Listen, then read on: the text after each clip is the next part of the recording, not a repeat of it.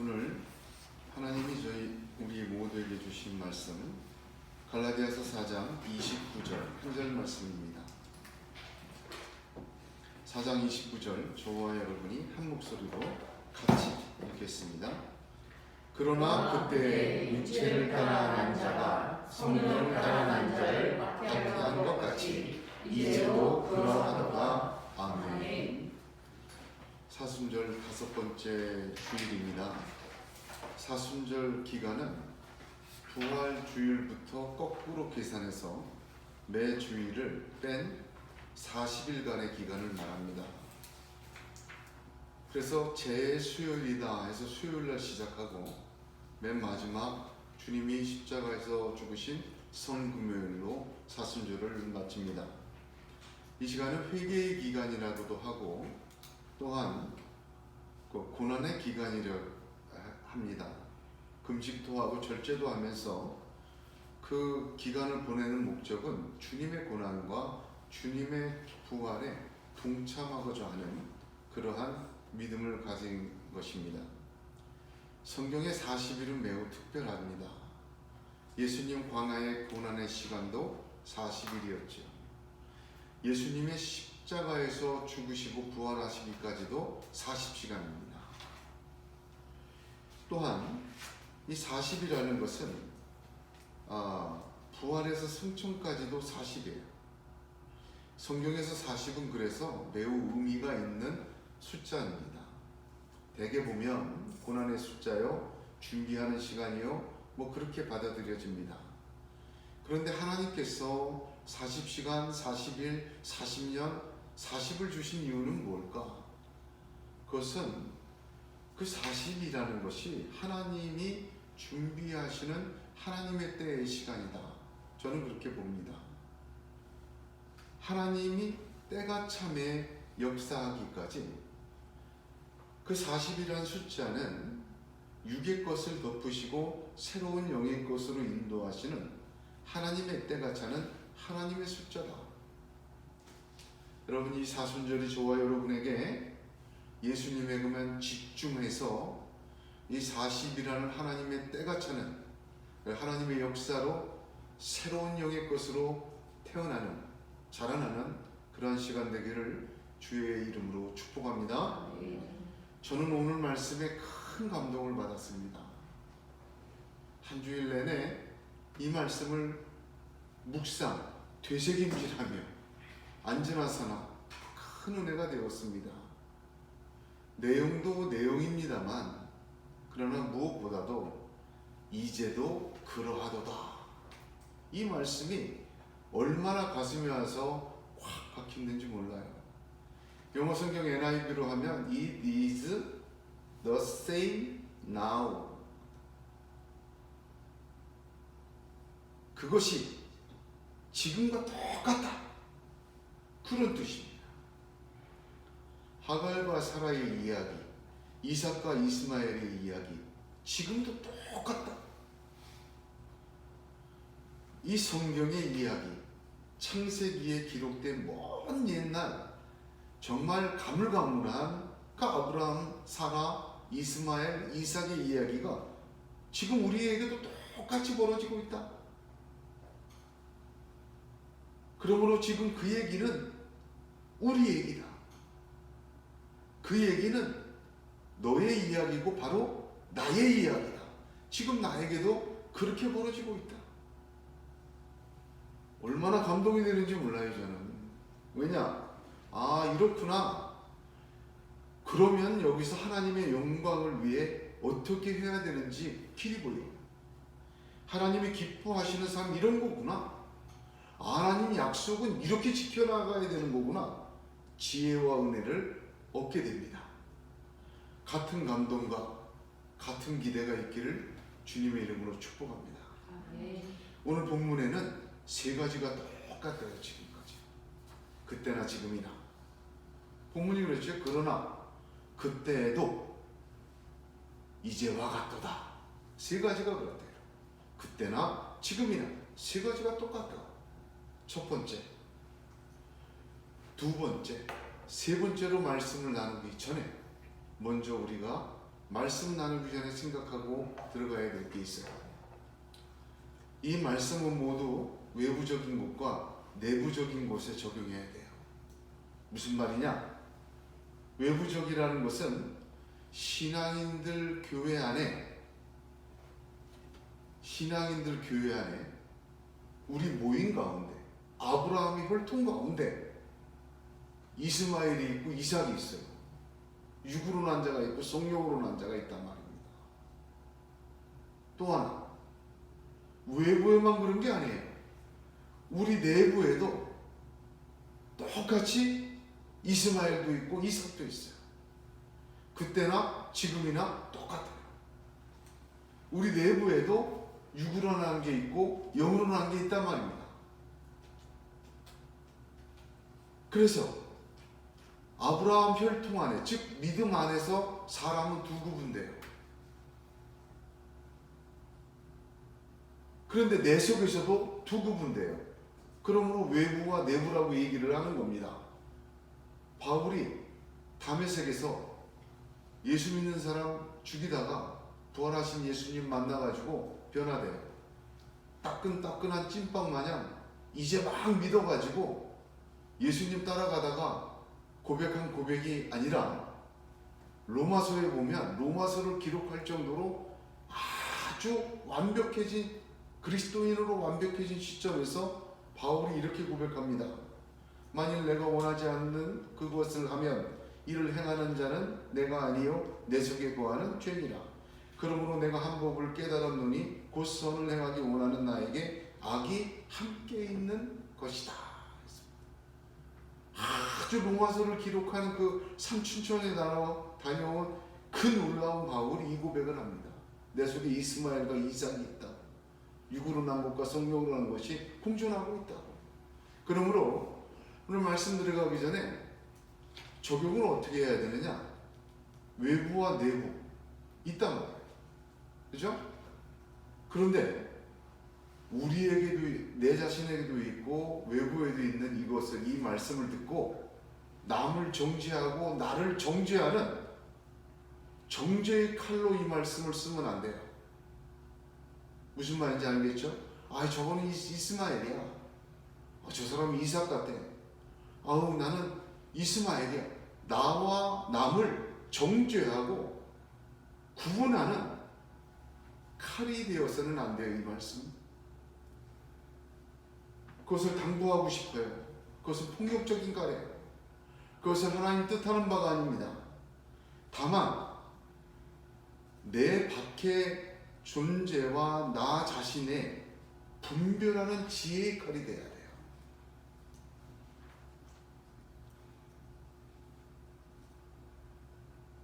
그래서 성령으로 난 사람, 진짜 이삭이 되는 믿음의 사람 되는 것을 바라고 돌아서고 소망하고 회개하고 나가는 거예요. 무슨 말씀 알겠죠? 폭력적인 칼이 아니라 어떤 칼? 분별을 가져다주는 지혜의 칼이 되어야 된다. 이 말씀은 그렇게 하고 이제 말씀을 하나씩 들어가겠습니다. 그때도 그랬지만 지금도 똑같다. 뭐가? 육으로 난 자와 영으로 난 자가 그때도 그렇지만 지금도 똑같다. 1차적으로 육을 따라 난 자는 이스마엘이고 성령을 따라 난 자는 이삭입니다. 유대인들은 하갈의 소생인 이스마엘의 후손들은 아브라함의 약속과 축복에 들어오지 못하는 이방인들이라고 해석했어요. 오직 사라의 소생인 이삭의 혈통만이 그 복과 유산을 물려받는 자들, 곧 자기 자신들만, 혈통적으로 이삭의 후손인 유대인인 자기 자신들만 그 복을 물려받는다고 하였습니다. 유대인으로서 예수 믿은 거짓 그리스도인 교사들은 이 논리, 유대인들의 논리를 교회 안으로 갖고 들어왔어요. 예수 믿고 구원받아서 오케이, 이제 너희도 아브라함의 후손된 언약 안으로 들어온 것 맞아. 그러나 들어왔으면 이스마엘처럼 살아서는 안 돼. 이삭의 삶과 이삭의 태도와 이삭의 율법과 이삭의 삶의 형태를 살아야 이삭의 후손되고 약속을 이어받는 사람이 되는 거야. 이렇게 가르쳐놨어요. 이거는요, 예수의 복음과 삶이 아니라 혈통적인 이삭의 행위를 교육한 겁니다. 복음을 부정하지 않았어요. 그러나 그거는 초보적인 것이고 이제 무언가 더해야 아브라함의 영원한 약속의 진정한 상속자가 된다라고 가르친 거예요.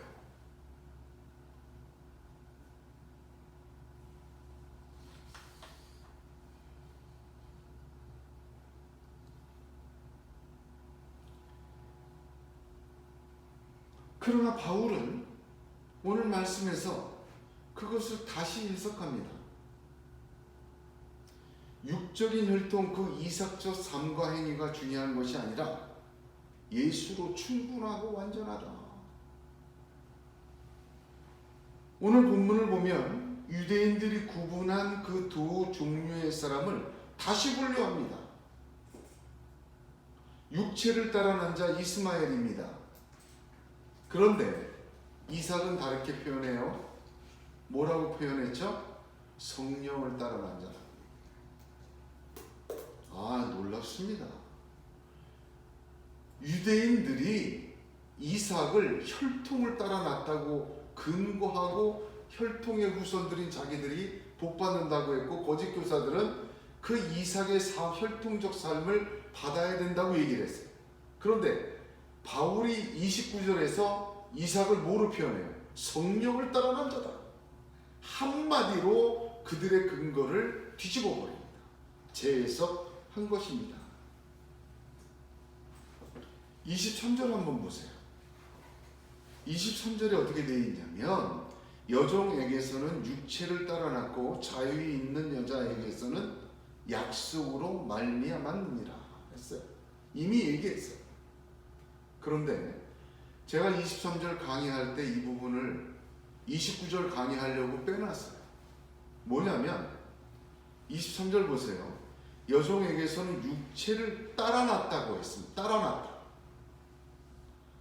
이것은 생물학적인 출산을 얘기해요. 육체를 따라 났다, 태어났다, 그 뜻이에요. 그런데 자유 있는 여자에게서는 약속을 따라 났다고 하지 않고 뭐라고 되어 있죠? 약속으로 말미암았느니라, 이렇게 정확히 구분해서 다른 표현을 썼어요. 헬라어를 보면 에크예요. 에크. 영어로 번역하면 from, 출처를 말합니다. 이삭은요, 생물학적으로 난 게 아니에요. 뭐로 났어요? 그 이삭이라는 존재는 하나님의 약속으로부터 나온 거예요. 그 말이 맞죠? 뭐가 맞습니까? 로마서 4장 19절에 그가 백세나 되어 자기 몸이 죽은 것 같고 사라의 태가 죽은 것 같음을 알고도 믿음이 약하여지지 아니하고 합니다. 생물학적으로는 태어날 수 없는 존재예요, 이삭이. 그 상태에서 하나님이 약속으로 태어나게 한 게 이삭이란 말이에요.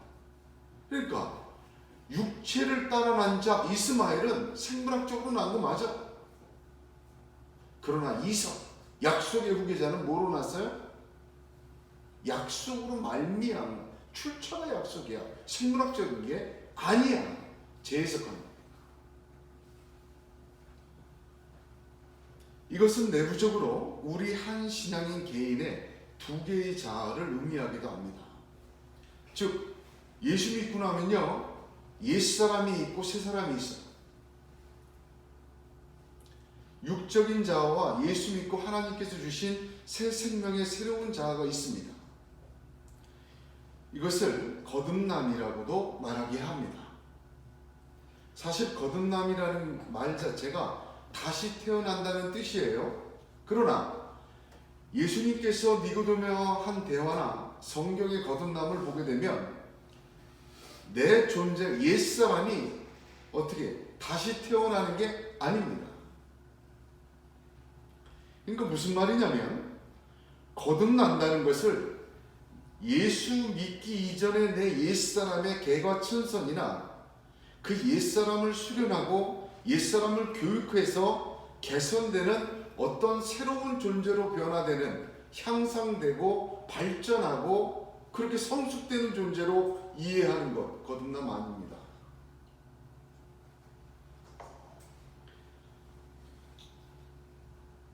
전혀 새로운 생명이 다시 태어난 거예요. 옛사람은 어떻게 해야 됩니까? 갈라디아서 5장 24절에 그리스도 예수의 사람들은 육체와 함께 그 정과 욕심을 십자가에 못 박았느니라 하신 것처럼 옛사람은 죽어야 합니다. 육의 사람은 우리 가운데서 개선 대상이 아니에요. 우리 안에 있는 이스마엘은 개선할 대상이 아닙니다. 십자가의 그리스도와 함께 죽어야 할 대상입니다.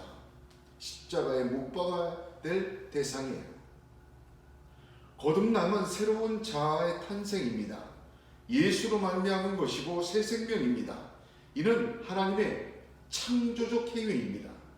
그리스도 예수의 십자가로 믿는 자에게 하나님은 이 새 생명을 주십니다. 하나님이 주신 영생은 하나님의 생명이에요. 이 영생을 누가 누려요? 옛사람 못 누립니다.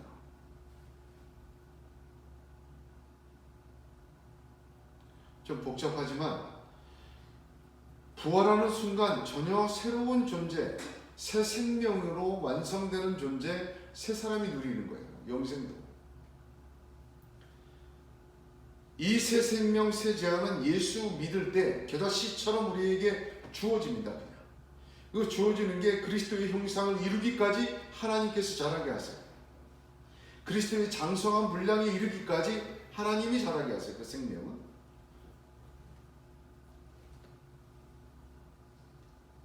로마서 8장의 바울은 육신의 생각은 하나님과 원수가 된다고 하였습니다. 이는 하나님의 법에 굴복하지 아니할 뿐 아니라 할 수도 없다고 얘기했습니다. 우리 안에 이스마엘은 그렇습니다. 우리가 어떤 수련과 변화를 말해도 이스마엘은 이스마엘이에요. 옛사람은 하나님의 법에 굴복이 안 됩니다.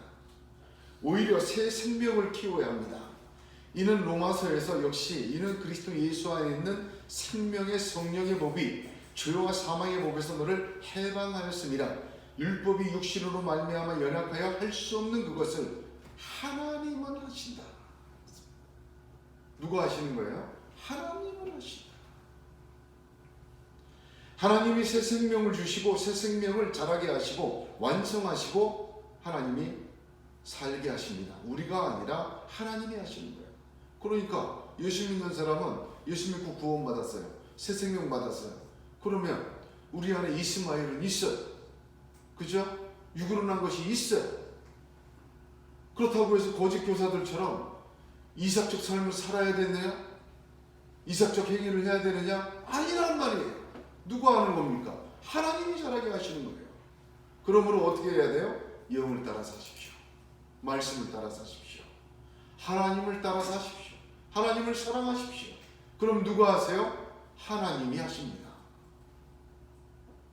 내가 이루는 거듭남이 아니라 하나님이 하시도록 해야 돼요. 내가 이루는 거듭남을 추구하다가 망한 사람이 얼마나 많은지 모릅니다. 여러분, 이러한 시도들은 이스마엘을 어떻게 해보자고 하는 거예요. 이스마엘을 십자가에 못 박아야 돼요. 이스마엘을 죽이는 것도 십자가뿐이에요. 우리 안에 있는 이삭도 자라게 하는 것도 뭐뿐입니까? 십자가의 은혜뿐입니다. 할렐루야. 이 두 종류의 사람은 우리 외부와 내부에 존재합니다. 육으로 난 자들, 육으로부터 난 자들과 우리 안에 이스마엘은 끊임없이 잘 들으셔야 돼요. 어떤 짓을 하느냐? 육으로부터 난 자들 어떤 짓 합니까? 우리 안에 이스마엘 어떤 짓 합니까? 하나님의 역사를 사람의 역사로 바꿔버려요. 판을 흔든다 그런 말 있죠? 판을 흔든다. 무슨 말입니까? 아니 지금 다 막 일주일간 준비해서 예를 들면 뭐 생일 파티를 하려고 다 준비해 왔는데 와가지고 막 어질러 버려요. 판을 흔들어 버려요. 누구 판으로? 지 판 만들려고. 여러분, 이거는 굉장히 우리 일상적인 삶에도 많아요. 제가 묵상해 보니까 너무 많더라고요. 사람이 결혼을 했어요. 시집을 왔어요. 또 뭐 장가를 갔어요. 근데 그 집에 가서 서로 맞춰갈 생각을 안 하고 자기 판으로 만들려고 해요. 아, 이거 잘못된 거예요. 아, 이렇게 하면 안 좋아요. 이게 더 좋아요. 막 가르치고 있어요. 며느리가 막 그러고 사위가 막 그러면 어떻게 되겠습니까? 삶을 전체로 자기 판으로 바꿔버리려고 그래요. 이스마엘은 그렇게 합니다. 육으로부터 난 자는 그렇게 해요. 그렇게 해야 직성이 풀리니까. 무슨 말이에요? 다 사람의 것으로 바꿔놔야 직성이 풀리는 거예요. 이스마엘의 정체, 육으로부터 난 자의 정체 핵심은 뭡니까? 하나님의 것을 사람의 것으로 흔들어버려. 지판 만들려고. 이사야서 29장 13절에 주께서 가라사대 이 백성이 입으로는 나를 가까이 하며 입술로는 나를 존경하라. 그 마음은 내게서 멀리 떠났나니 그들이 나를 경외함은 사람의 계명으로 가르침을 받았을 뿐이다. 하나님의 것을 사람의 계명으로 바꿔버리면요, 어떻게 돼요? 마음이 떠나야 하나님께 외식하는 자가 되어버려요. 마태복음 15장 9절에 사람의 계명으로 교훈을 삼아 가르치니 나를 헛되이 경배하는도다. 예배가 깨져버립니다. 예배, 하나님 어디 계셔? 대충 드리고 말이지. 예배, 그럼 뭐 말씀, 짧을수록 좋지. 여러분, 이렇게 모든 것을, 하나님의 것을 사람의 판으로 바꿔놓는 것, 이스마엘이에요. 육으로부터 난 것들의 행위예요. 교회도 보십시오. 우리 주변도 보세요. 온통 판단의 기준이 물질과 사람의 영광뿐입니다. 성경의 오병이어의 사건도 어떻게 해석합니까? 어린애가 도시락을 갖고 와서 드렸다는 거예요. 거기다 포인트를 맞춰요. 기가 막힌 노릇입니다. 하나님의 말씀을요, 사람의 수준으로 전락시켜버려요. 모든 진리를 사람의 생각과 육의 것으로 판단하게 끌어내립니다. 왜 그렇게 합니까? 사람들이 공감하기 때문에. 이런 거 있잖아요. 드라마 보면 공감이 돼. 몰입이 돼. 내가 그 주인공의 입장이 돼버려. 눈물도 흘리고 분노도 하고 기뻐도 해. 그러다 보면 뭐가 돼요? 카르타시스를 느껴요. 하나님의 말씀을요, 사람의 것으로 바꾸어 버리면 공감합니다. 동의해요. 이해가 빨라요. 감동 먹어요. 한마디로 드라마에처럼 카르타시스도 느껴요. 마치 내가 그것을 듣고 느꼈던 것이 내가 하나님의 은혜에 들어갔던 것처럼 착각하게 만들어요. 내가 그것을 알고 듣고 느꼈다고 해서 내가 그런 은혜에 들어가고 그런 존재로 되었고 하나님이 나를 이렇게 만졌다고 착각하게 만들어요. 변화가 없잖아요. 똑같이. 그러니까 성경 얘기를 인간적인 것으로 바꾸어서 막 스토리텔링을 해버립니다.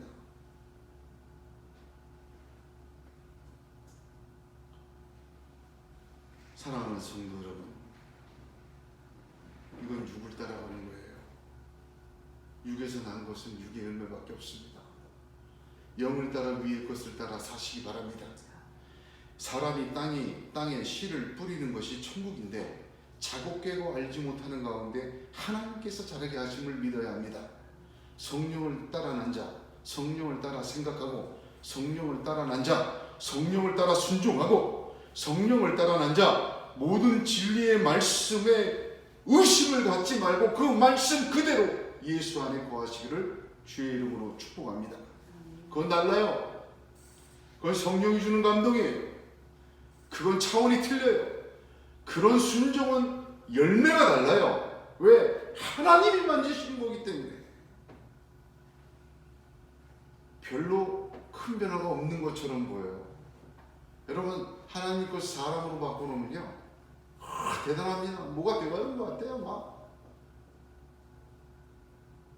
근데 하나님의 맷돌은 천천히 돕니다. 그러나 완전히 갈아버립니다. 두 번째로, 그때나 지금이나 뭐가 같다는 거예요? 오늘 말씀 보세요. 그러나 그때 육체를 따라 난 자가 성령을 따라 난 자를, 두 번째 뭐죠? 박해한 것 같이. 그때의 박해나 지금의 박해나 똑같다. 지금도 그렇다는 거예요. 박해라는 단어의 헬라어는 디오코입니다. 근데 이 기본적인 의미가 뭐냐면 도망하다예요. 도망하다. 그래서 도망 다니는 것이다 라는 말에서 추적하다 라는 의미도 생겼어요. 그러니까 이 박해하다는 단어는 한 번 확 찍어 누르는 게 아니에요. 지속적으로 쫓아다니고 지속적으로 추적해서 괴롭히는 것을 뭐라고 해요? 지금 말에 디오코, 박해하다, 그런 뜻이에요. 지속적인 거예요. 그런데 창세기 이스마엘과 이삭의 이야기를 보면 이스마엘이 이삭을 박해한 내용이 한 군데도 없습니다. 딱 한 구절 나와요. 창세기 21장 9절에 보면 사라가 이삭을 낳고는 젖될 때 잔치를 벌여요. 우리로 말하면 돌잔치예요. 1년쯤 돼서 돌잡이 잔치. 그 잔치를 벌이고 있는데 말이죠, 하갈의 아들 이스마엘이 몇 살 됐어요? 14살 됐어요. 1살짜리 이삭을 데리고 어떻게 했다? 놀리는지라. 요 단어만 있어요. 놀리는지라. 영어 성경은 이것을 뭐라고 하냐면 조롱, 놀이, 희롱 이렇게 번역했어요. 같이 놀았다, 또는 희롱했다, 또 조롱했다, 뭐 이렇게 표현하고 있어요. 히브리어로 메차액인데 유대인들은 이 단어를 엄청나게 연구를 했습니다. 미드라시나 탈무드나 그들의 연구 결과 메차액, 놀리는지라, 이거를 얼마나 연구했어요. 왜 연구했어요? 이스마엘이 이삭을 어떻게 하는지 밝혀내려고. 메차헤크라는 히브리어를 연구한 결과 유대인들은 이런 얘기들을 꺼내냈어요. 대표적으로 두 가지만 얘기하면, 놀리는지라 이건 뭐냐면 그때 당시 애들이 뭘 갖고 놀았냐? 우상의 조각들을 갖고 놀았다는 거예요. 예를 들면 뭐 금송아지 만들어 놓고 두꺼비 만들어 놓고 막 이렇게 싸우면서 놀도록 그렇게 놀았다는 거예요. 그거 갖고 막 1살짜리니까 16살짜리가 막 놀렸다 뭐 그렇게 해석했어요. 또 어떤 것은 이 이스마엘이 나중에 뭐 구절을 살펴보면 추측이죠.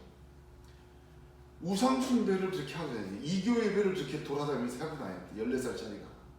그러면서 그 흉내와 그 풍습을 1살짜리에게 막 한 거예요. 무슨 얘기냐? 부적도 갖다가 막 달아주고 말이지. 동생이라고. 저기 가서 막 이게 좋다는 거 갑자기 뭐 애 얼굴에다가 얼굴칠을 해놓고 말이야. 지가 갖고 있던 대로. 유대인들은 그렇게 연구를 해놨어요. 그거를.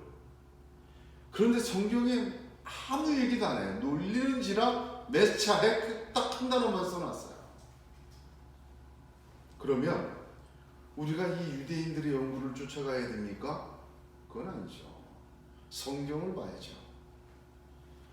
이스마엘이 이삭을 데리고 놀았는데 그걸 보고 사라가 내쫓으라 그랬어요. 나도 큰일 나겠다는 거야. 아니 애를 데리고 놀리는 것뿐인데 애들끼리. 그걸 보고 사라가 이렇게 펄쩍 뛰냐. 여기에 해석의 근거가 있습니다. 무슨 뜻이냐? 우상과 이교도, 이스마엘이라는 육체적으로 난 육의 삶을 약속으로 난 자에게 육의 삶을 살도록 유혹하고 끌어당기고 주입시켰어요. 무슨 말이냐? 하나님의 것을 사람의 것으로 다 팔을 쳐버렸어요. 그게 이스마엘이에요. 그게 메차헤크예요. 그게 놀린 거예요. 그것을 바울은 박해라고 규정합니다. 약속의 자녀를 육의 자녀로 살도록 이끄는 것, 그건 박해입니다. 박해라는 말 자체의 뜻이 박해하는 사람이 박해받는 자의 존재나 행위를 부정하고 못하도록 강제하는 것 아닙니까? 14살의 이스마엘이 힘과 완력으로 한 살짜리에게 고통을 주고 폭력을 행사했겠습니까? 아닙니다. 3살 버른 8까지 간다고 이삭을 완전히 망쳐버리는 방법은 딱 하나예요. 약속으로 난 자, 성령으로 난 자, 하나님이 키우셔야 되는데 그 사람을 육으로 난 자, 육의 삶의 방법, 그것으로 판을 쳐버린 거예요. 여러분, 이 배후에는, 이 박해의 배후에는 왜 박해라고 했을까? 제가 깊이 일주일 동안 묵상했어요. 왜 박해라고 했을까? 그 배후에는 누가 있어요. 그러니까 박해라는 표현을 썼지. 그때도 박해했고 지금도 박해해요. 지금도 우리는 폭력적으로 강제당하고 있지 않지만 박해당하고 있어요. 이걸 깨달아야 돼요. 누구를 통해서? 이스마엘을 통해서. 배후에 누가 있습니까? 사탄이 있습니다. 박해의 배후는 사단이에요. 그래서 박해라는 표현을 썼어요. 지금 우리에게도 있어요. 창세기 1장, 2장, 3장을 보면 에덴 동산에서 타락한 인간의 이야기가 나와요. 뱀, 사단이 하와에게 와서 뭐라고 얘기합니까? 너희가 그것을 먹는 날에는 너희 눈이 밝아져 하나님과 같이 되어 선악을 알 줄 하나님이 아시니라. 모든 동산의 열매는 그러나 동산 중앙의 선악과만 먹지 마라. 먹는 날엔 죽으리라. 이거 진리예요. 이 진리를 마귀가 지금 어떻게 만들어 버렸어요? 거기다 설명합니다. 어떻게? 먹는 날엔 너희 눈이 밝아져 하나님과 같이 되어 선악을 알 줄 하나님이 아시니라. 여러분, 이게 핵심이 뭡니까? 왜곡하고 첨가하고 그걸 떠나서 의도가 뭐예요? 마귀의 의도가 먹으면 죽는다는 진리를 사람의 생각으로 바꾸어 놓아버렸어요. 먹는 날에는 네 눈이 밝아져 하나님과 같이 될 걸. 하나님의 진리 영의 것을 사람의 생각, 사람의 논리, 사람의 말로 바꾸어 버렸어요. 박해입니다.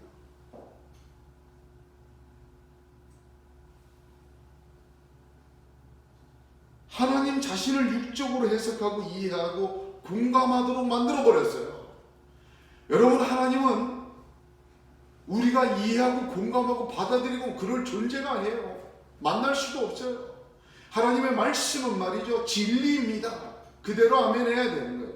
언제부터 거기다 가감하고 사람의 생각으로 바꾸어버리고 사람의 논리로 바꾸어버리고 사람이 공감하고 사람이 체험하고 사람이 생각하도록 바꾸어버렸습니다. 마귀의 역사예요. 하나님은 자신의 형상대로 사람을 창조했습니다. 자신의 형상이라는 말은 매우 기능적이지 않은, 단순히 기능적으로 이런 역할을 하도록 만들었다, 그런 뜻 아니에요. 존재적으로도 하나님을 닮게 만들었어요. 그런 하나님이 자신과 같이 되는 것을 시기하는 사람과 같은 존재입니까? 눈이 밝아져 나처럼 될까봐 두려워해서 먹지 말라고 했을까요? 이 거룩한 하나님의 말씀, 하나님의 주권에 대한 말씀을 사람의 생각, 사람의 개념, 사람의 것으로 바꾸어 버렸어요.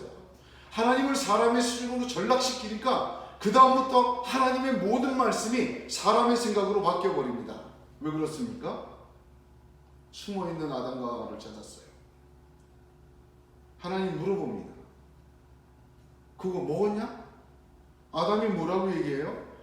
하나님이 주셔서 나와 함께 하게 하신 여자, 그가 그 나무 실과를 내게 주므로 내가 먹었나이다. 여러분, 이 대답의 핵심이 뭡니까? 아담이 말이죠, 하나님을 육적으로 대하는 이때부터 아주 인간적인 대답이에요. 먹지 말라는 진리를 배반하였지만 오직 육적인 논리로 대답했어요. 왜? 책임 전가하잖아요. 왜? 회개가 없잖아요. 아담이 당당합니다. 하나님, 당신이 만들어준 저 여자 때문에 내가 먹게 됐는데 뭘 그러십니까? 이거 누구한테 하는 말이에요? 창조주 하나님한테 이게 할 태도입니까?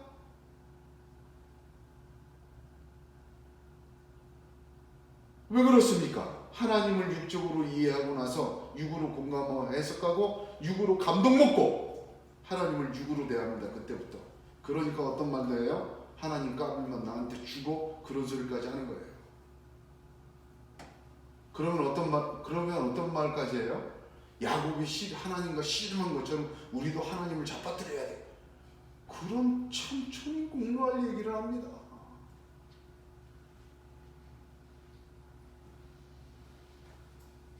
두 번째 아담 예수 그리스도에게도 사단은 똑같은 박해를 했습니다. 예수님이 40일간 금식하실 때 40일간 금식하시고 나자 돌이 떡이 되게 하래요. 이 뭡니까? 하나님의 거룩한 능력을 사람의 떡으로 바꾸라는 거예요. 사람의 것으로. 성전 꼭대기에 데려다 놓고 뛰어내리라고 합니다. 천사가 발이 돌에 부딪히지 않게 하리라. 영의 진리를 육의 논리로 전락시켜버리는 거예요. 이거 마귀의 역사입니다. 그렇게 하면 믿지 않을 사람 없고, 그렇게 하면 감동 먹고, 그렇게 하면 카타르시스 다 느낄 거 아니냐? 예수님은 그 시험을 물리치셨어요. 안 하셨어요. 바울은 에베소서 6장 11절과 12절에 마귀의 괴계를 능히 대적하기 위하여 하나님의 전신갑주를 입으라. 우리의 씨름은 혈과 육에 대한 것이 아니요 정사와 권세와 이 어두움의 세상 주관자들과 하늘에 있는 악의 영들에게 대함이라 하였습니다. 이 마귀의 괴계를 대적하는 길은 하나님의 전신갑주를 입는 것밖에 방법이 없어요. 하나님의 전신갑주는 우리 안에서 나올 수 있는 것 한 개도 없습니다. 하나님의 전신갑주 보세요. 다 뭐예요? 하나님이 주셔야 입을 수 있고 받을 수 있는 거예요. 하나님이 출처, 하나님의 것으로 가득 차야 마귀의 괴계를 이길 수 있어요. 육으로부터 난 것, 육의 생각, 육의 공감, 하나님의 진리를 육의 사람의 생각으로 바꿔놓는 것으로 마귀의 박해를 이길 길도 없고 이길 수도 없습니다. 마귀의 기교로 인해 성령으로 난 자를 육으로 난 자로 만드는 역사가 그때나 지금도 똑같습니다. 그것이 박해입니다. 지금 우리 외부와 내부에서 이 육을 따라 난 자들은 박해합니다. 이스마엘은 내 안에 이삭을 박해합니다. 그 배후에는 마귀의 계략이 있습니다. 우리로 하여금 새 생명의 존재를 따라 살아야 하는데 옛사람을 따라 살도록 유혹합니다. 우리 안에서 이스마엘은 우리 가운데 타협점을 찾습니다. 6일은 이스마엘로 살고 하루 주일날은 이삭으로 살라고 꼬드깁니다. 이삭으로 7일을 다 살기는 무리이며 살 수조차 없다고 말합니다. 이스마엘은 그럴 수 있는 존재예요. 여러분 이거 가만 보세요. 이건 무슨 말이에요? 이삭을 지워버리는 거 아닙니까? 그러나 이걸 알아야 됩니다. 하나님의 자녀, 약속의 자녀 이삭에게는 누가 역사해요? 하나님이 하세요. 여러분 그걸 믿으셔야 돼요. 7일 전체를 이삭으로 영을 따라 살도록 순종하는 자에게 하나님 그 약속을 이루시고 그걸 언약으로 보증으로 맹세하셔서 그 사람이 아브라함이고 이삭이고 야곱이고 요셉입니다. 히브리서 7장 25절에 그러므로 자기를 힘입어 하나님께 나아가는 자들을 온전히 구원하실 수 있으니 이는 그가 항상 살아서 저희를 위하여 간구하시기라 하였습니다. 할렐루야. 주님은 부활하셨습니다. 우리를 위해 온 인생을 이삭으로 살 수 있도록 중보하십니다. 성령으로 인도하십니다. 그렇게 안 살아서 그 능력이 안 나타나는 거예요. 망설이지 말고 그 이삭의 삶으로 던지세요. 영을 따라 하나님의 놀라운 역사가 우리를 상관하시는 하나님이 우리의 숨쉬는 그 들숨과 날숨까지도 앉고 일어선과 작업겜까지도 의식과 무의식 모든 것 속에서 하나님의 전능하신 손이 역사할 줄로 믿습니다. 그렇게 되기를 예수의 이름으로 축원합니다. 세 번째, 그때나 지금이나 동일합니다. 뭐가? 하나님이 동일하시죠. 아브라함에게서나 우리에게서나 누가 동일해요? 그러나 그때에도 지금도 그래. 누가? 하나님이. 사람은 변하고 강산도 변합니다. 그러나 하나님은 동일하세요. 마귀도 동일합니다. 에덴에 있던 마귀 사단 지금도 있어요. 사단은 하나님의 말씀을 육적인 것으로 해석하고 사용하도록 역사했어요. 하나님을 사람의 이해의 존재로 전락시켜버렸어요. 이스마엘과 이삭의 이야기를 육적인 것으로 해석하게 만들었어요. 그래서 유대인들은 하나님의 말씀이라는 엄청난 근거를 가지고 내가 증거하노니 저희가 하나님께 열심히 있으나 지식을 쫓은 것이 아니라 하나님의 의를 모르고 자기 의를 세우려고 힘써 하나님의 의를 복종치 아니하였습니다. 이 얼마나 무섭습니까? 하나님의 말씀을 근거를 가지고 말이죠. 육적인 것으로 바꿔가지고 힘써 하나님의 의를 복종치 않는 거예요. 이게 얼마나 이론입니까?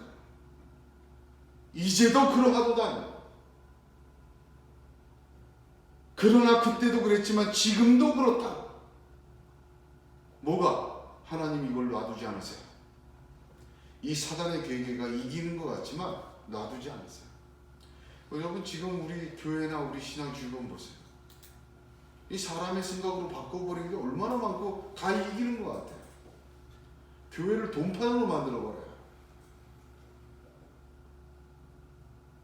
교회를 먹는 판으로 만들어버려요. 교회를 친목 단체판으로 만들어버려요. 예배는 뭐가 간단히 하고 서슴없이 우리는 두려움 없이 이런 얘기들을 하고 있습니다.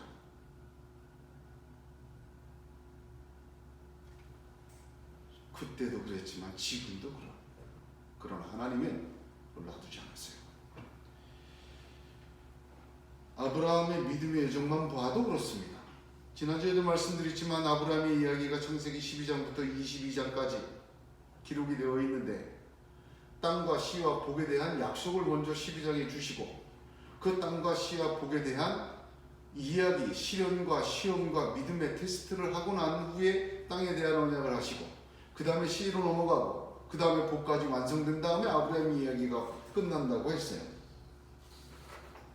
근데 그 과정을 보면 하나님께서는 육적인 아브라함을 성령으로 난 자와 같이 만들고 계심을 보게 됩니다.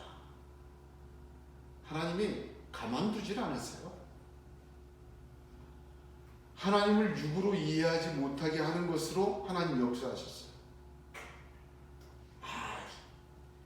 내 나이는 다 죽은 것처럼 됐는데 사라의 경수도 끊어졌는데 육으로 이해하지 못하도록 그때까지 기다리신 거예요. 13살의 이삭을 모리아 제단에서 바치라 그래요. 그 육으로 누가 이해하겠습니까? 육으로 이해하지 못하도록 하나님이 그를 역사하셨어요.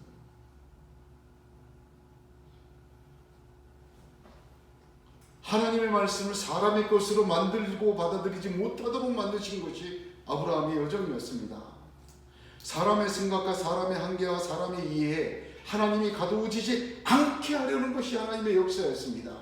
마귀는 에덴에서부터 말씀을 육의 것으로 만들어버리려고 시도했어요. 이 세상의 권세로 끊임없이 아브라함에게도 하나님 자신과 그분의 말씀을 육의 것으로 만들어버리려고 시험하고 유혹했습니다. 그러나 하나님은 애굽의 바로 아비멜렉 그를 통해 역사하시고 주변의 모든 나라와 역사와 사람들을 제어하시고 다스리시고 하나님의 약속과 말씀을 육으로 만드는 것을 방치하지 않으시고 아브라함을 믿음의 조상으로 세우셨습니다.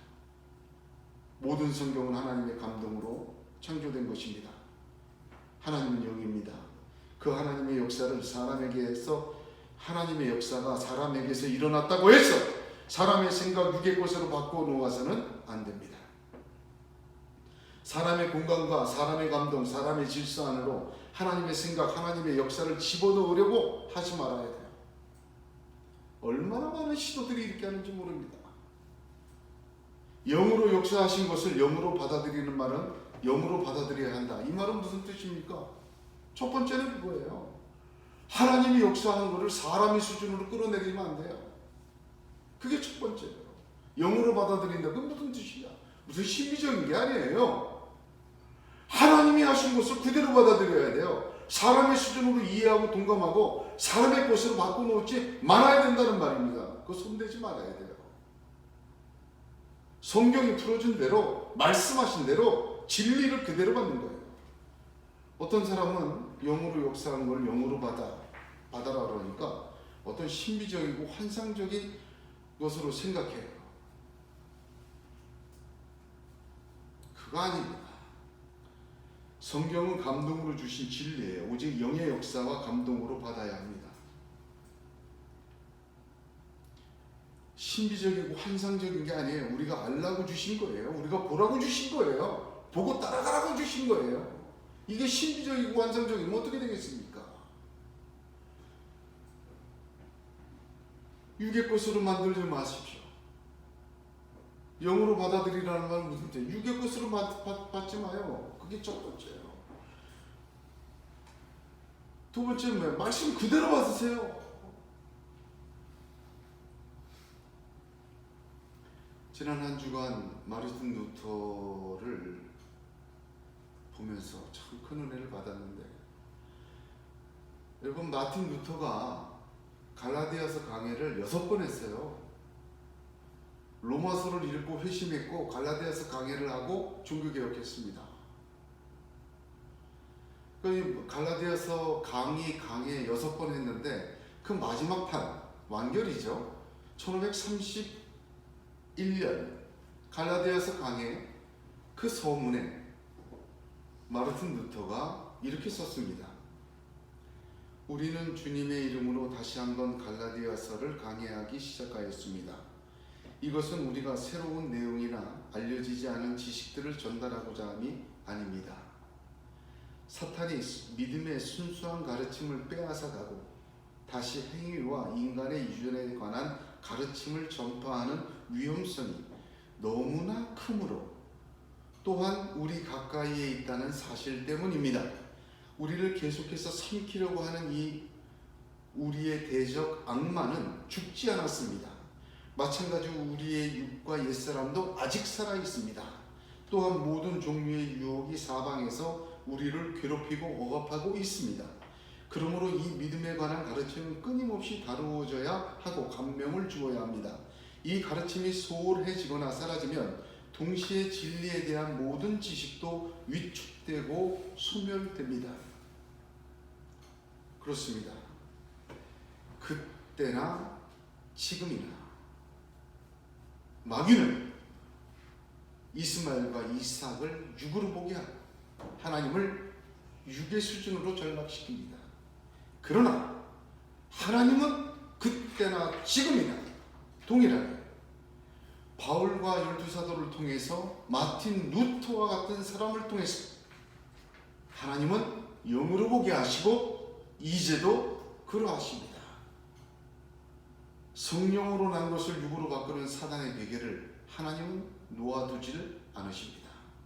초대교회에서는 사도 바울과 사도들을 통해 그렇게 하셨고 15세기에는 마틴 루터를 통하여 그렇게 하셨습니다. 이 씨름과 싸움은 지금 우리에게 이어졌습니다. 지금도 그러하기 때문입니다. 그때 그러하신 하나님은 지금도 그러하십니다. 하나님 자신과 하나님의 말씀을 육으로 이해하고 변질시켜서는 안 되는 것입니다. 오직 하나님의 역사를 육으로 해석하고 이해하여 무언가 육이 해야 한다는 가르침이 있습니다. 이는 십자가의 예수, 다 이루신 예수를 현저히 욕보이는 것입니다. 그를 다 이루지 못한 분으로 전락시키는 것입니다. 하나님의 전능하심과 완전하심을 부정하는 것입니다.